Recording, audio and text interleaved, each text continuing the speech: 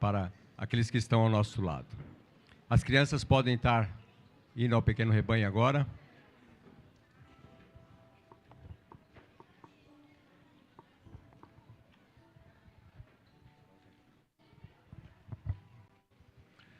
Graças a Deus. Pessoal, sensacional esse café. Que oportunidade gostosa que a gente teve.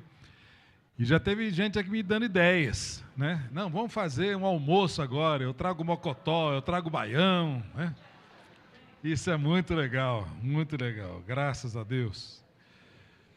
Irmãos, nós temos a alegria de receber aqui nesta manhã pastor Emílio, pastor da igreja Sal da Terra aqui de Guarulhos, pedir que ele fique em pé, juntamente com a sua filha Cláudia. E a Cláudia é diretora da Escola Evangélica de Música Sal da Terra. E estão oferecendo 10 aulas gratuitas para alguém aqui dos jovens, adolescentes, dos ministérios, para iniciação de um instrumento. Então, a escolha depois aqui do pessoal. Bem-vindos, queridos. Muito obrigado. Tá. Então, quem quiser dar o nome, depois eles fazem um sorteio também. Tá bom? Obrigado, queridos. Muito bem-vindos.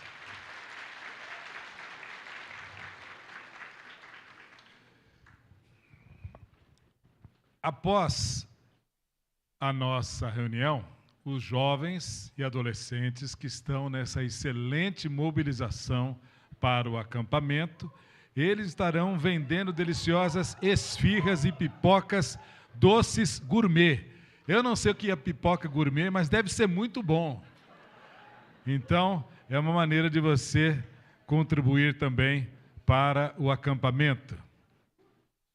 E falando em jovens, na próxima quarta-feira, aquela reunião que nós temos especial a cada 15 dias, quem vai estar ministrando é o Davi. E o Davi vai falar sobre o tema... Cadê a Fabiana? Vou chamar a Fabiana. E o Davi vai estar falando sobre o tema excessos. O que ele quer dizer com isso, com excessos? Venha e verá, com certeza uma palavra abençoada e bem específica que a gente vai ouvir da parte do Senhor. Antes da gente ouvir aqui a Fabiana, é o momento que nós vamos separar os nossos dízimos e ofertas em gratidão ao Senhor. Você pode fazer aí através do Pix. Esse momento de dízimos e ofertas é um momento que tem que expressar a nossa gratidão ao Senhor. Então, nós vamos fazer o seguinte, antes da gente ofertar, nós vamos ter um momento de agradecimento. Você pega a sua oferta, o seu dízimo, o Pix que você vai fazer, fecha os seus olhos um pouco e começa a agradecer ao Senhor pela sua fidelidade. Obrigado, Senhor, pela sua fidelidade em nosso meio, em nossas casas, pelo alimento, pelo abrigo, pelas vestes, porque um Deus que nos dá em abundância até para podermos repartir com aqueles que sofrem. Obrigado, Senhor, pela tua bondade. E o nosso dízimo e a nossa oferta agora vai reproduzir isso. O nosso coração alegre, o nosso coração disposto a celebrar a vida que o Senhor nos dá, a celebrar a graça e bondade de Deus através de tudo aquilo que o Senhor tem nos dado. E a gente faz isso com ação de graças, em obediência à tua palavra, em nome de Jesus. Amém. Então os diáconos podem recolher. Passa aqui em cima também depois, por favor. Enquanto isso, a Fabiana vem aqui para dar um aviso das mulheres. Atenção, mulheres!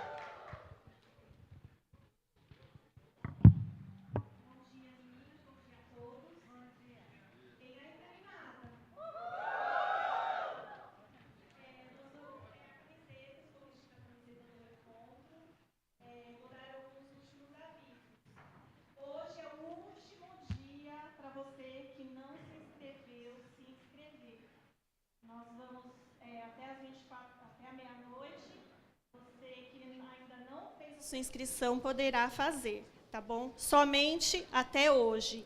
As vagas para os ônibus estão limitadas a 5 vagas apenas. tá? Nós estamos indo com 2 ônibus e nós só temos, graças a Deus, apenas 5 vagas. As camisetas de quem ainda não recebeu, que é essa que eu estou vestindo, vão ser entregues no sábado, no dia do encontro, tá bom? Horário de saída. Você deve chegar aqui na comunidade às 6h30. Tá? Nós temos algumas instruções, tem que fazer a divisão dos ônibus, então você tem que estar aqui às 6h30.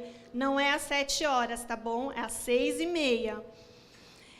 E o horário de retorno da instância para cá, nós vamos sair de lá às 5h30. Então, o horário de retorno vai ser 6:45 aproximadamente, tá bom? Vai depender do trânsito, mas vai ser aproximadamente esse período. Durante a semana, nós também vamos lançar alguns avisos no grupo de mulheres, então você fique atenta e qualquer coisa nos procure. Se prepare, porque será um dia incrível e abençoado por Deus. Amém? Amém. Eu vou pedir que algumas mulheres aqui subam. Aqui. Pode ser, pessoal da primeira fileira aqui. Suba aqui, por favor, para segurar a bandeira. Nós estamos orando pela nossa pátria, pelos 200 anos de independência e também até as eleições. Próximo domingo teremos o primeiro turno das eleições e é fundamental que nós, como igreja, tenhamos esse voto consciente. O voto do cristão é um voto consciente, em que todos nós teremos a oportunidade de votar. E é muito importante você pensar dentro das múltiplas necessidades do nosso país, num ranking, quais são as principais necessidades. E o seu voto reproduzir isso. E tendo como igreja liberdade para termos opiniões diferentes. Ninguém pode ser atacado ou questionado na sua liberdade democrática. O que a gente não pode é permitir que César defina os nossos relacionamentos. Damos a Deus o que é de Deus e de César o que é de César. Quando aquilo que é de César começa a definir os nossos relacionamentos e a nossa unidade consignada na cruz começa a ser comprometida por questões políticas, estamos dando a César o que é de Deus. A unidade é da cruz e a nossa ligação é maior do que qualquer vínculo político humano. Porque a nossa unidade foi consignada na cruz e isso é inquebrável. Políticos vão e políticos vêm, mas a igreja do Senhor continua sendo uma. Não podemos abrir mão disso. Então, você ore, você analise e você vote com propriedade, sempre respeitando a posição dos nossos irmãos. E nós vamos orar agora pelo nosso país. Vamos ficar em pé. Você vai levantar a sua voz e a Fabiana vai nos conduzir em oração pela nossa pátria. Obrigada, Senhor, por esse dia. Obrigada, Deus, pela liberdade que o Senhor nos dá de estar num país que nos dá essa liberdade de voto, de expressão, que o Senhor nos dê sabedoria, consciência, para que possamos votar de forma consciente naquele governante que o Senhor tenha nos dar o melhor, Senhor. Nos dê graça, Senhor, conduza as nossas vidas, nos dê sabedoria, para que estejamos, Senhor, de forma consciente, votando nesse dia. Em nome de Jesus é que eu clamo a Ti, Senhor. Amém. Amém. Amém. Obrigado. Obrigado. Pode se assentar, irmão. Hoje nós vamos rapidamente refletir uma reflexão em cima dessa realidade muito que a gente vivenciou hoje. E como é gostoso, né, após esse período de pandemia, a gente poder voltar a nos reunirmos dessa maneira, com esse café da manhã, com outras dinâmicas que permitam estar juntos, porque igreja é exatamente isso. O online foi legal, foi importante naquele momento, hoje algumas coisas foram incorporadas ao dia a dia da igreja, mas nada substitui esse abraço, não é verdade? Nada substitui o estar junto, nada substitui você estar conversando com o irmão e cada um dando a sua mordida no pão. Né? Isso é muito especial e nesta manhã eu queria falar sobre o tema como é bom e agradável quando os irmãos vivem em união. Você crê nisso? Então vamos ler no Salmo 133. A leitura eu farei hoje especificamente na Nova Versão Transformadora. São 3 versículos que diz assim: como é bom e agradável quando os irmãos vivem em união, pois a união é preciosa como o óleo da unção, que era derramada sobre a cabeça de Arão e descia por sua barba até a bainha de suas vestes. É revigorante como o orvalho do Monte Hermon, que desce sobre os montes de Sião. Ali o Senhor pronuncia sua bênção e dá vida para sempre. Vamos orar. Senhor, nós estamos reunidos aqui no Teu nome, e quando nos reunimos no nome de Jesus, coisas tremendas acontecem. Há vida de Deus em nosso meio, há o rio de Deus correndo entre nós, há fogo do Teu Espírito queimando os corações. O Senhor sabe como cada um daqui, dos que estão presentes, entraram e como o Senhor vai atender agora. E nós queremos discernir aquilo que o Senhor já está fazendo no meio da Tua igreja. Que esta palavra venha, Senhor, ao encontro do coração como terra adubada, terra pronta, terra fértil para receber a semeadura da Tua palavra, a fim de que isso produza honra e glória para Jesus. É o que nós oramos agora. Amém. O Salmo 133 faz parte dos famosos Salmos de Romagem, ou Salmo dos Degraus, quando o povo de Israel vinha das mais diversas localidades em direção a Jerusalém para a celebração das festas religiosas. Essas festas religiosas eram tremendamente importantes porque aquilo trazia uma identidade para o povo. E vindo de longas regiões, eles iam cantando aqueles salmos, que chamados por isso salmos de romagem. Essas romarias que eram feitas, e você encontra do Salmo 120 ao Salmo 134. Também Cântico dos Degraus, porque depois, conforme eles iam subindo toda aquela escadaria do Templo de Jerusalém, eles iam contando os passos e cantando salmos. E esses salmos é o resgate de preciosas promessas extremamente relevantes para o nosso dia de hoje. E em tempos como esse que a gente vive, ainda numa sociedade tão transtornada e com esse turbilhão de informações e polarizações e todo esse sufocamento de ideias da pós-modernidade e de uma geração cada vez mais líquida, nós precisamos de algo sólido, que é a palavra de Deus. E nesses salmos nós encontramos uma caixa de ressonância das aspirações do nosso coração. E eu gostaria que você prestasse muita atenção, porque esse salmo revela esperança. Se é algo que a nossa humanidade precisa hoje, é palavra de esperança. E falar em esperança, eu estou muito feliz aqui com a presença dos nossos queridos irmãos Thales e Luísa. A semana passada no culto, nós oramos aqui no culto, que os dois sofreram um acidente de moto em plena Fernão Dias. Estão os dois aqui inteiros. Louvado seja o Senhor. Vamos aplaudir mais o Senhor, não é verdade? Graças a Deus. Só toma cuidado na hora de apertar a mão dele, que está meio enfaixada, né? A mão deles assim, vai devagar. Mas que alegria, graças a Deus. Resposta de oração. 3 figuras fundamentais para a gente entender este salmo. Primeira figura, a unidade. A Bíblia diz que é bom e agradável quando os irmãos convivem em união. Não somente na hora da reunião, mas sempre é bom e agradável. Davi, que é o autor deste salmo, ele estava se referindo ao novo momento que Israel estava passando. Depois de momentos de lutas, depois de momentos em que houve uma guerra de Judá contra as outras tribos, depois do tempo dos juízes, em que cada um fazia o que era certo aos seus próprios olhos e adorava o Deus que queria, agora num outro momento. A nação estava unificada, Davi era o único rei e só se adorava ao verdadeiro Deus. Então, esse período novo de unidade trazia para o povo um avivamento. Mas lembrando que unidade não significa uniformidade. Nós vimos agora, no desfile de 7 de setembro, vários soldados desfilando, muito bem, num compasso semelhante um do outro, mas eles estavam em unidade? Não, eles estavam em uniformidade.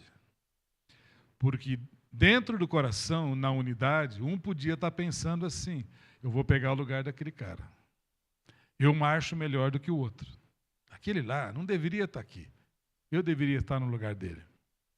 Era uma atitude externa de uniformidade. Mas quando a palavra de Deus fala sobre unidade em Jesus, ele está falando, acima de tudo, de um coração identificado com o coração do irmão. Unidade de pensamento em todas as coisas. Pensarmos tudo igual em todas as coisas, um dia nós teremos lá no céu. Enquanto isso, não adianta você querer, com essa diversidade que nós temos, que todo mundo concorde com tudo e pense igual necessariamente todas as coisas. Aliás, não há nenhuma exigência bíblica nesse sentido. É ingenuidade você achar que todo mundo vai pensar igual. O que a Bíblia está dizendo é sobre a unidade obtida através da obra da cruz. E esse esquema que hoje em dia tem muito de que eu não me meto na vida de ninguém na igreja e não quero que ninguém se meta na minha vida, isso não é um princípio cristão, esse é um princípio do mundo, desta sociedade cada vez mais individualista. Nos vínculos da igreja existem os vínculos do Espírito Santo, existem os vínculos das mutualidades. Existem inúmeras mutualidades que a Bíblia manda você fazer de um em relação ao outro, amando uns aos outros, servindo uns aos outros, orando uns pelos outros. Aliás, tudo aquilo que Deus te dá não é para você guardar sozinho, é para você compartilhar essa riqueza do reino na vida de outros. O que a Bíblia fala é que nós temos um mesmo Pai, temos uma mesma fé, somos um só corpo, temos um só batismo e um só Deus. Ou seja, isto basta para a nossa unidade. Isso é suficiente quando temos isso. E o Salmo 133 abre uma conversa muito importante sobre a convivência. No versículo 1 ele diz assim: como é bom e agradável que os irmãos vivam em união. Em algumas traduções falam convivam em união. No hebraico original que foi escrita essa palavra, significa sentar junto. Sentar junto. O Salmo convida o povo de Deus a sentar junto, que é o que nós fizemos hoje, que é o que você está fazendo aí sentado do lado de alguém. Fruto de uma comunhão, não fruto de que você encontrou essa pessoa aqui agora e você está tendo comunhão com a nuca dela. Não. Fruto de um relacionamento. O sentar junto para a troca de experiências, para tratar as questões de vida. E eu sei que na dimensão da igreja é quase impossível você fazer isso com todos. Por isso nós temos os grupos pequenos, por isso temos os discipulados, por isso estamos organizando a volta dos grupos pequenos para o próximo ano. Grupos de identificação em que você possa sentar junto. E Davi destaca o ato de sentar junto como bênção de Deus, de um Deus que se faz presente agora. E nós cremos que nesse ajuntamento que nós tivemos, nesse café, nessa troca de experiências, a bênção de Deus está aqui agora em nosso meio. Você crê nisso? Então repita comigo: eu creio na bênção de Deus sobre o seu povo agora. É isso. Você está sendo abençoado. Nós estamos sendo abençoados por esse ajuntamento. Por isso, sentar junto é viver e conviver numa sociedade individualista. Ou seja, nós como igreja estamos fazendo algo na contracultura do mundo. Porque o mundo valoriza o que a gente pode fazer em separado. É cada vez mais comum, você vai, por exemplo, num restaurante e as pessoas, ao invés de conversarem, fica cada um no seu celular. Ou dentro das casas, que tempo se tem ali de conversa dentro das casas? Vai cada um para o seu quarto, assistir a sua série, sua TV, seu celular. Um mundo que valoriza exatamente as atividades individualistas. A igreja trabalha exatamente não no privado, mas no comunitário. Mostra o início de um diálogo, de uma troca de informação e experiências. E isso é muito importante, irmãos, porque quando eu me sento junto com outras pessoas, conforme foi falado aqui no começo, não senta junto com o seu chapinha, a Jeane falou, se mistura, vai com outro. Quando eu começo a me relacionar com outros irmãos, eu estou me abrindo a uma troca de experiências extremamente importante. Quando um jovem resolve se sentar com alguém mais velho, ele está abrindo oportunidade para que ele aprenda com a experiência daquele que é mais velho e aquele que é mais velho seja oxigenado por todo o vigor daquele mais novo. Essa troca de experiências da igreja é extremamente importante, porque não existe a igreja perfeita dos jovens, a igreja perfeita dos casais, a igreja perfeita do grupo tal, não. Todos nós precisamos desse companheirismo mútuo, porque através desse companheirismo mútuo, nós nos preparamos para os desafios e dificuldades que aparecerão na frente. Saímos praticamente de uma pandemia.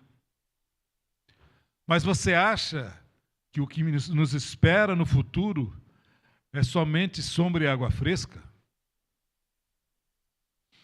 Independente do próximo presidente a ser eleito, os ajustes fiscais, os desafios, a guerra pelo mundo, todos nós sabemos que dias difíceis nos esperam. A diferença é que a alegria compartilhada é alegria em dobro. E a dificuldade compartilhada é dificuldade pela metade. Para isso nós temos o privilégio de ser igreja, corpo vivo de Cristo. Dá uma olhada nessa irmandade simpática e diferente, perto de você. Porque cá entre nós tem uns caras diferentes, não é verdade? Tem umas figuras diferentes. Graças a Deus por isso. Graças a Deus por isso. Isso promove na igreja tolerância e fraternidade. Derruba os muros, vence os obstáculos. Por isso, somos chamados a sentar junto. A sentar junto.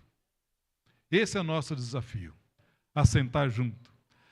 É um período em que a gente entende que atividades como essas precisam ser colocadas de uma maneira intencional, porque nós precisamos disso como igreja. E o convite a nós é dirigido hoje, para que sentemos juntos, troquemos experiências, e quando fazemos isso, Deus se agrada. Como podemos amar uns aos outros com as nossas diferenças? Como podemos viver em unidade se não concordamos com tudo? O segredo está no amor de Deus. Porque um dia Ele nos amou primeiro. Porque Ele nos amou primeiro, hoje eu posso amar os irmãos. Até os mais diferentes. Posso amar irmãos que têm uma postura política diferente da minha. Posso amar irmãos que torcem por um outro clube de futebol. Posso amar irmãos que muitas vezes têm um jeito de ser diferente do meu, porque o que nos traz base é exatamente esse amor de Cristo. Essa é a unidade que o Salmo 133 está falando. Ele usa depois outras duas metáforas. Primeiro, ele usa a metáfora do óleo. Certa vez eu fui convidado para ministrar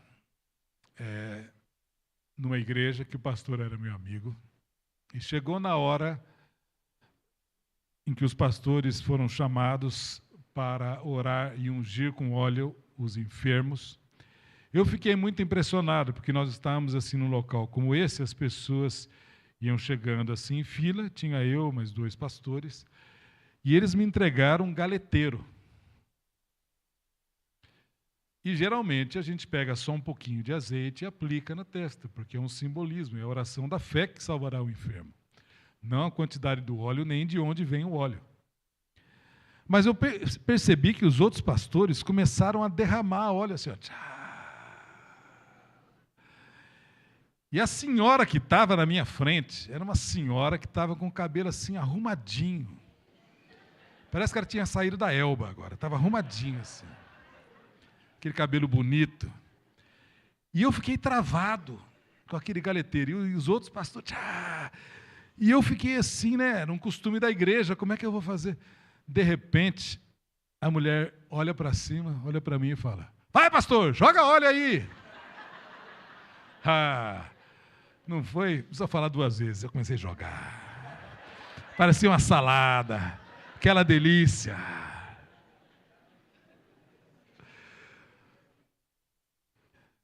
Esse óleo, o azeite citado no texto, era um óleo especial, sagrado, para a unção do sacerdote. Não era um óleo qualquer, não era óleo natura, rinodê, era um óleo especial. E essa fórmula desse óleo tinha sido dado por Deus. Lá em Êxodo 30, se você ler, Deus vai falar, olha, você mistura isso com aquilo, tal, toda uma essência aromática. Ninguém podia fazer por conta esse óleo. Só determinadas pessoas. E só podia ser usado para a unção sacerdotal. No mobiliário do tabernáculo, que era aquela grande tenda, né, onde Deus era adorado, que precedeu ao templo, eles aplicavam levemente aquele óleo. Mas na cabeça do sacerdote, em especial Arão era o sumo sacerdote, era o sacerdote maior, era derramado com muita abundância.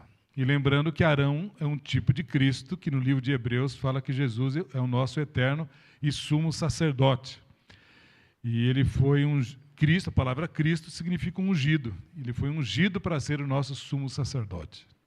Em Apocalipse capítulo 1, versículo 6, fala que todos os que são de Cristo somos reino e sacerdotes para Deus. Então, você é um sacerdote, você é uma sacerdotisa do nosso Deus. É a palavra do Novo Testamento.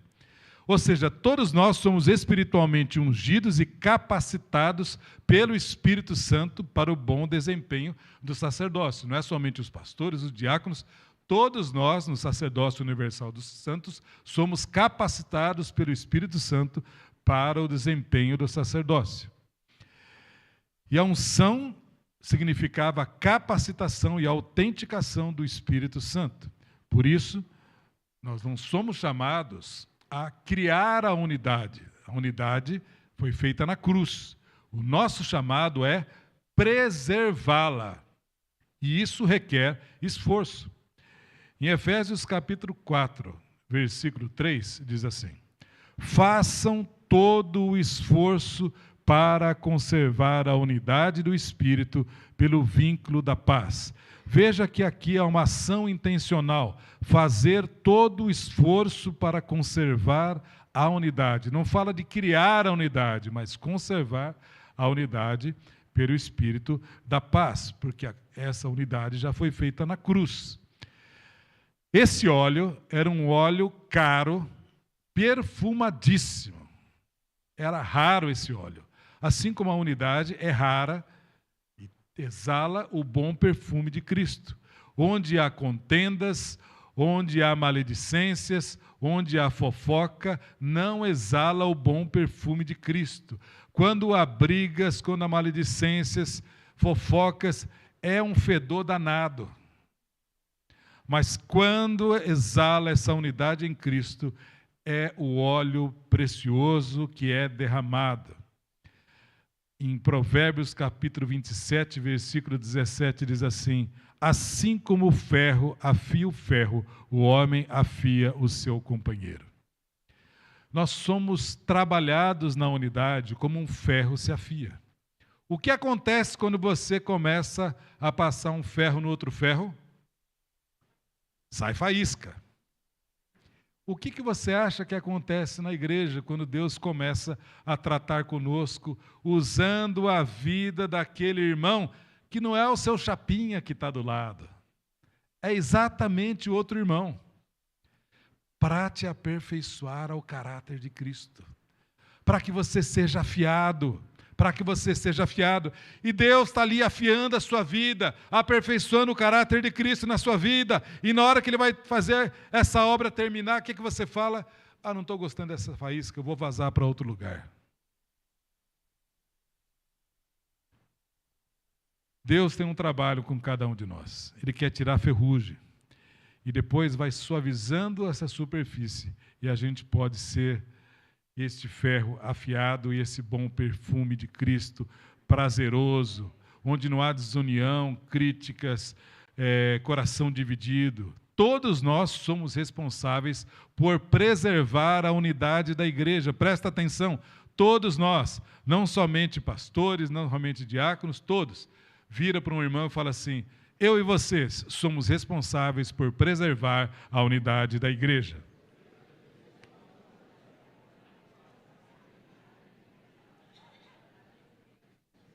Ficou ligado? Quem aqui é responsável por preservar a unidade da igreja? Eu. Todo mundo. Todos nós. E o óleo era derramado na cabeça de Arão, descia pela sua barba, e a barba, naquele tempo, não era uma barba assim bonita que nem a minha, era uma barba, aquelas grandonas assim, que vinha até aqui assim. Ele descia pela roupa, por todo o corpo, e ia até a bainha da sua túnica, das suas vestes. Significava que o óleo descia por completo. Aonde há falta de unidade, onde há desavenças, isso impede o óleo de descer, impede o fluir do Espírito Santo. Eu te pergunto hoje, nessa manhã, meu irmão, minha irmã, esse óleo derramado sobre a sua cabeça está descendo em todo lugar? Ou ele está parando em coisas na sua vida que tem que acertar? Se esse óleo não está fluindo, esse óleo que é terapêutico, traz saúde, vida, hidrata, onde está seco. Se algo está parando e o óleo não está correndo em toda a sua vida, é hora de acertar. Unidade com santidade, com verdade, com coerência. E para isso é necessário permitir a obra da cruz, porque a obra da cruz quer mortificar o nosso eu.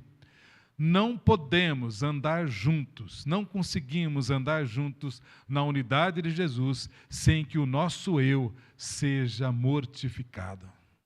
Eu quero te dizer que no seu dia a dia, que até você morrer, o seu eu será sempre trabalhado pelo Espírito Santo, a fim de que ele seja mortificado e Jesus seja glorificado. Isso para Deus é bom e agradável. E o último ponto que eu queria mostrar para você, as três figuras fundamentais, a unidade, o óleo e o orvalho. Outra metáfora é o orvalho. A verdadeira unidade alcança todos por igual. O Monte Hermon, ele fica coberto de neve continuamente. É o ponto mais alto da região. Ele fica na região norte. E ali, conforme ele vai derretendo, ele vai criando uns alagados que ficam no sopé deste monte. E devido ao sol, uma névoa grossa começa a ser levantada. E essa névoa grossa, com o vento, leva esse orvalho para outras partes. Tanto que ali do lado do monte é terra seca, e Israel promove com muitos quibutzes ali uma tremenda plantação de frutas, pomares que são exportadas aquelas frutas, por causa desse gotejar do orvalho do Monte Hermon. E os ventos, Israel não é um país grande, são levados até o sul de Israel, até os montes de Sião. Por isso que a Bíblia fala orvalho do Hermon, que vai até cobrem os montes de Sião, mostrando que todos nós podemos permitir que esse orvalho do Senhor possa trazer para o nosso coração uma terra produtiva. Ninguém pode, presta atenção, ninguém pode tripudiar em cima da debilidade do seu irmão. Aquela área do seu irmão que é uma área fraca, não é para você ficar falando, ei, mas aquele irmão tem aquela área ruim, aquele lá é dureza, aquele lá não. Se Deus te colocou no corpo junto a esse irmão, é que ali seja o seu trabalho missionário. Não para tripudiar e criticar o irmão, mas para ajudá-lo a, naquela área, ser transformado ao caráter de Cristo Jesus. E se nós temos esse entendimento como igreja, ao invés de sermos críticos, seremos produtivos. Ou seja, eu vou me colocar ao lado e fazer todo o possível para que aquele irmão possa superar esta área difícil na sua vida. É o orvalho que vai se estendendo e criando onde havia terra seca, plenos pomares. E essa terra, em unidade, passa a ser frutífera, produtiva. E eu te pergunto, como está o seu coração hoje? Seu coração está produtivo? Está frutificando? Ou está uma terra seca em relação aos irmãos?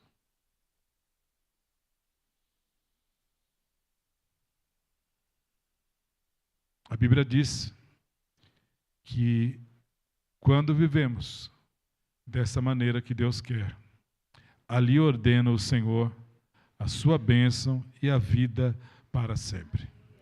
Para isso, o nosso eu tem que ser tratado. E eu queria terminar com uma reflexão e aplicação.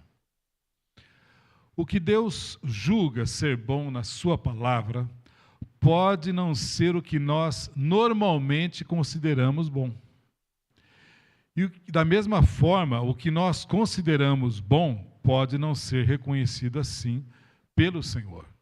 Ou seja, a sua maneira de trabalhar com o corpo, a sua maneira de se relacionar com o corpo de Cristo, e estou falando aqui agora mais especificamente corpo local, embora obviamente podemos e devemos estender isso à igreja do Senhor Jesus. Eu pergunto, você está cuidando da preservação da unidade do corpo de Cristo? Vou repetir, você está cuidando da preservação da unidade do corpo de Cristo? Suas palavras, atitudes e oração refletem isso? Tudo que satisfaz o coração de Deus é o cumprimento do seu propósito.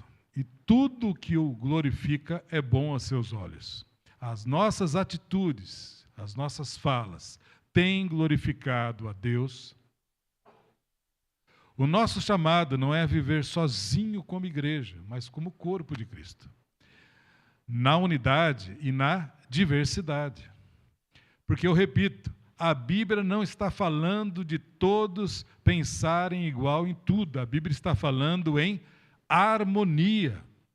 Mesmo com as nossas desavenças, mesmo com as nossas diferenças, podemos e devemos ser submissos ao mesmo Senhor. Eu sei que existem alguns aqui que estão com o coração desconfiado devido a alguns irmãos que deixaram de congregar conosco. E eu quero dizer que o nosso trabalho para o Senhor é fruto da obediência.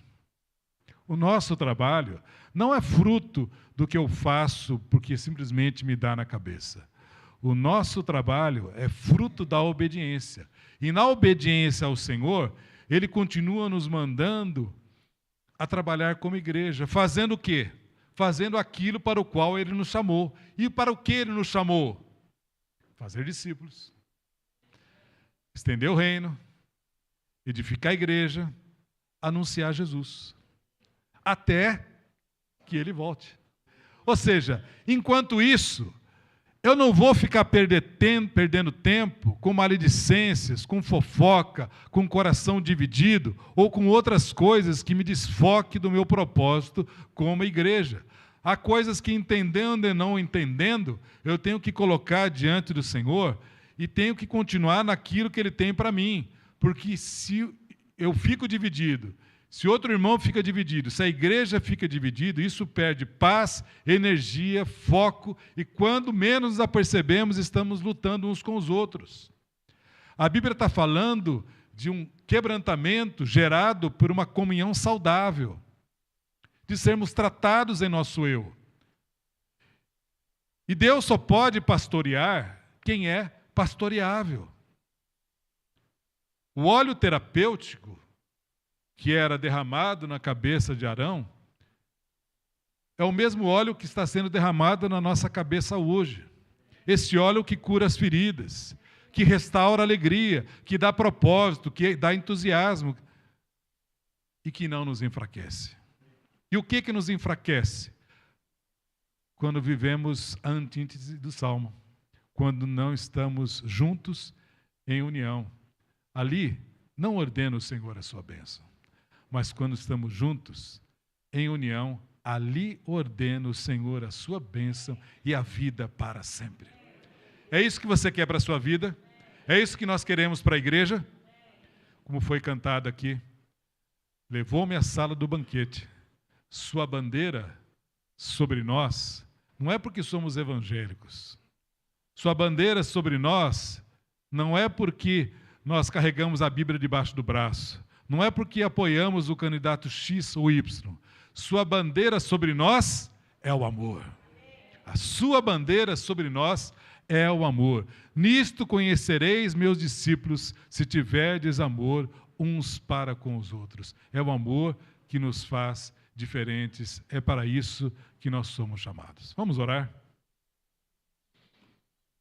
Eu gostaria que você estivesse agora meditando no seu coração, como você está em relação à unidade da igreja. As suas palavras e atitudes têm promovido a unidade da igreja ou têm trazido divisão? Para onde você vai? Vai ficar parado? Ou vai continuar no propósito que Deus deixou para a gente como igreja? Nosso chamado, a nossa missão. Que tal se você falar isso para o Senhor agora? Senhor, eu quero tirar tudo aquilo, toda a perturbação no meu coração, que não cumpre o seu chamado. Quero tirar tudo aquilo que não ajuda na unidade da igreja. Comentários, pensamentos, coração dividido, críticas sem proposta. Eu não quero nada disso. Eu quero ter uma atitude positiva, porque é isso que o Senhor quer. Porque é bom e agradável quando os irmãos vivem em união.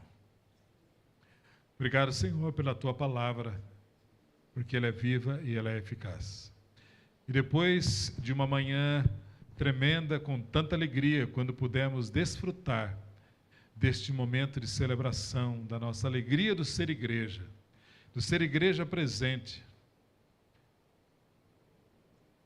em que não falta alegria, vinho e pão. Nós queremos te pedir agora que o Senhor continue trazendo palavra de cura, de restabelecimento, palavra de encorajamento, de alinhamento com Teu Espírito. Que estejamos focados tão somente em Cristo Jesus, o único que deu a sua vida por nós. Nós não seguimos por vista, seguimos por fé, dentro do propósito que o Senhor tem para nós como igreja. É o que nós te pedimos, para a glória do Teu nome. Amém. Queria chamar o Alexandre para vir dar a bênção. Só um minutinho.